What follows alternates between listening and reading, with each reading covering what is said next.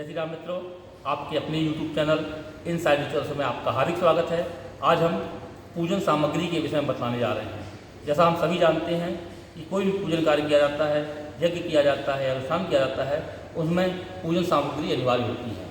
तो कौन कौन सी सामग्री हमें पहले व्यवस्था करनी पड़ती है, कौन सी सामग्री अनिवार्य है, आज उसी विषय में बताने जा रहे हैं। जैसा कि हम गणेश पूजन करते हैं या नवरात्रि में माता जी का पूजन करते हैं, घर में सत्यनारायण भगवान का पूजन करते हैं, रुद्राभिषेक करते हैं।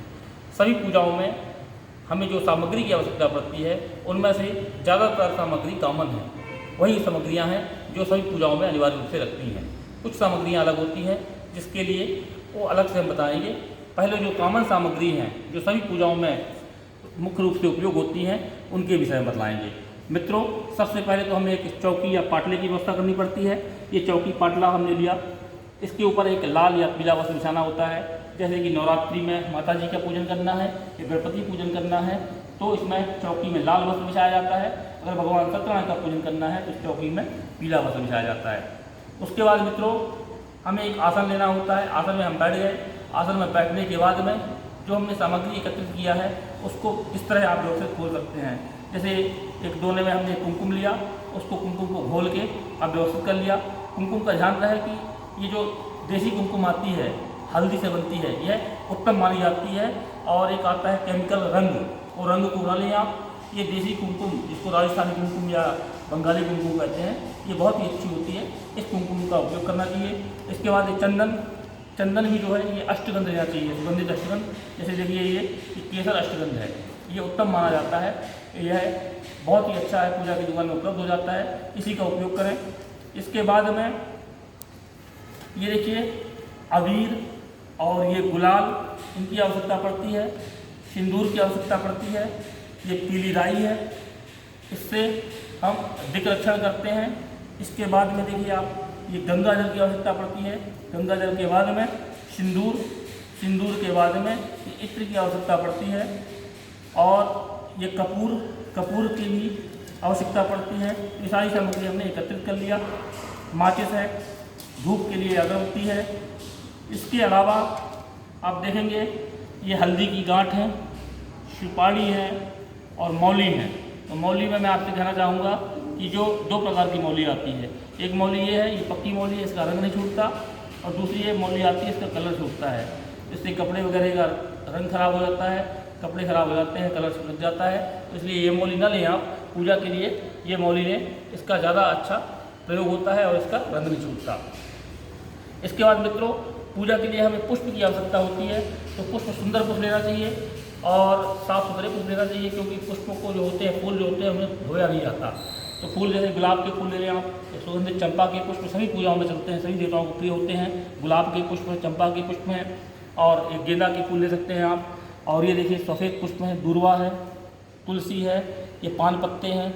ये सभी पूजाओं में इनकी आवश्यकता पड़ती है। और पूजन सामग्री को निकालने के लिए आप ये दोना बंडल ले सकते हैं। इसका एक छोटा साइज भी आता है, वो हमारे पास नहीं है, तो छोटा साइज भी ले लें, तो उसमें सामग्री आप आसानी से निकाल सकते हैं। उसके पश्चात पूजा में अक्षत की आवश्यकता होती है, ये अक्षत निकाल लिया। इसके बाद जो पात्र है, एक कलश के लिए आवश्यकता पड़ती है, एक तांबे का लोटा या चांदी का लोटा, उसमें जल भरना पड़ता है। जल यानी कि 80% भरना चाहिए, फुल नहीं भरना चाहिए, क्योंकि नारियल वगैरह रखते हैं उसमें, तो जल बाहर नहीं आए।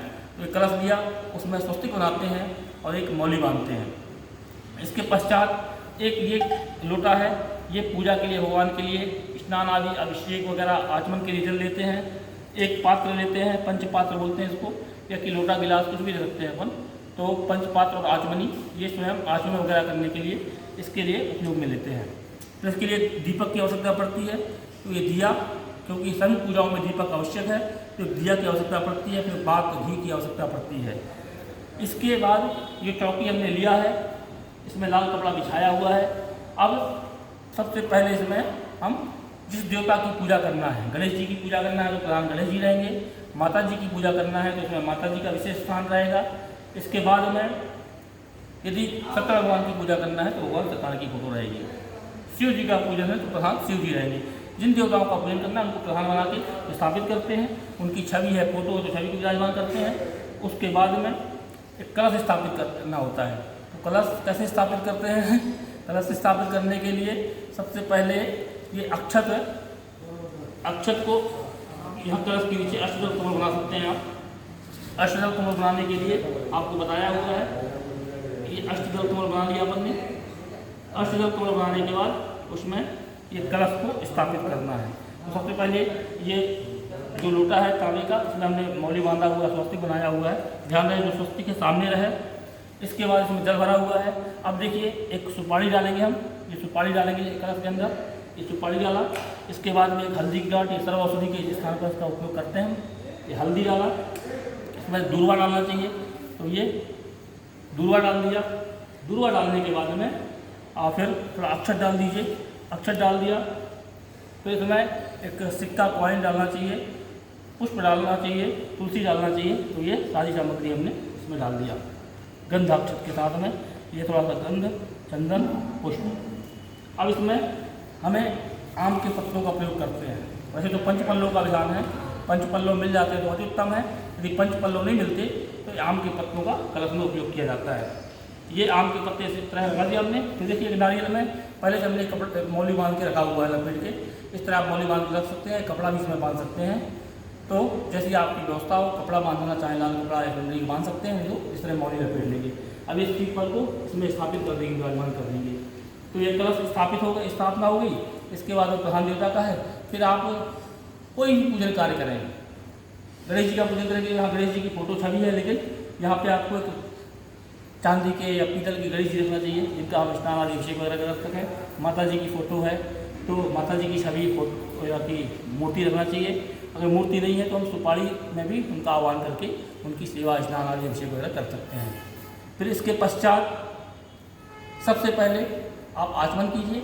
आचमन करने के बाद पवित्रीकरण करने के बाद अपने मस्तक में तिलक लगा के भगवान का ध्यान कीजिए। जिस देवता का पूजन कर रहे हैं आप, गणेश जी का पूजन कर रहे हैं तो गणेश जी का ध्यान, माता जी का पूजन कर रहे हैं तो माता जी का ध्यान, भगवान सत्यनारायण का पूजन कर रहे हैं तो सत्यनारायण भगवान का ध्यान। उसके बाद में जिस भी देवता की पूजा कर रहे हैं आप, उनको पूजा का संकल्प कीजिए। हे प्रभु, हम आपका पूजन करने जा रहे हैं, आप सभी प्रकार से हमारा कल्याण करो और हमारे ऊपर अपनी दया दृष्टि, अपना आशीर्वाद सदैव बनाए रखो। और आपकी प्रसन्नता के लिए, आपका आशीर्वाद प्राप्त करने के लिए हम आपका पूजन कर रहे हैं। संकल्प लेने के बाद में दीपक को आप विराजमान कर सकते हैं। दीपक के नीचे ध्यान रहे, कुछ अनाज और रख देना चाहिए, जैसे अक्षत रख सकते हैं, चावल रख सकते हैं। दीपक तैयार कर लीजिए। दीपक तैयार करने के बाद दीपक को प्रज्वलित कर लीजिए। एक तरफ धूप लगा लीजिए, धूप या अगरबत्ती जो है जैसी आपकी व्यवस्था है। तो ये करने के बाद में फिर एक प्लेट में गणेश जी की मूर्ति है या कि माता जी की है या सत्यनारायण भगवान की है, लड्डू गोपाल है, बालकृष्ण है, उनको विराजमान करके उनको स्नान आदि करवाएं। स्नान करवाने के बाद में उनका पंचामृत से स्नान करवाएं, अभिषेक करवाएं। उसके बाद उनको साफ कपड़े से पोंछने के बाद वस्त्र पहनाएं, जनेऊ पहनाएं। फिर उनको चंदन लगाएं, कुमकुम लगाएं, पुष्प चढ़ाएं, दूर्वा चढ़ाएं। अगर गणेश जी है तो दूर्वा, ठाकुर जी है तो तुलसी। इसके बाद अबीर गुलाल इत्र इत्यादि से सेवा करें, धूप दिखाएं, दीपक का दर्शन कराएं। उसके पश्चात उन्हें नैवेद्य अर्पण करें, भोग लगाएं और भोग लगाने के बाद में फिर आरती करें। तो किसी भी पूजा में इस तरह से हम भगवान की पूजा कर सकते हैं, चाहे गणेश जी का पूजन हो, चाहे नवरात्रि में माता जी का पूजन हो, चाहे सत्यनारायण भगवान का पूजन हो या शिव जी का पूजन अभिषेक हो। मित्रों, यदि आपको ये वीडियो अच्छा लगे तो इसे अधिक से अधिक अपनों में शेयर करें। जिन्होंने अभी तक हमारे यूट्यूब चैनल इनसाइड रिचुअल्स को सब्सक्राइब नहीं किया, कृपया सब्सक्राइब करें। जय श्री राम।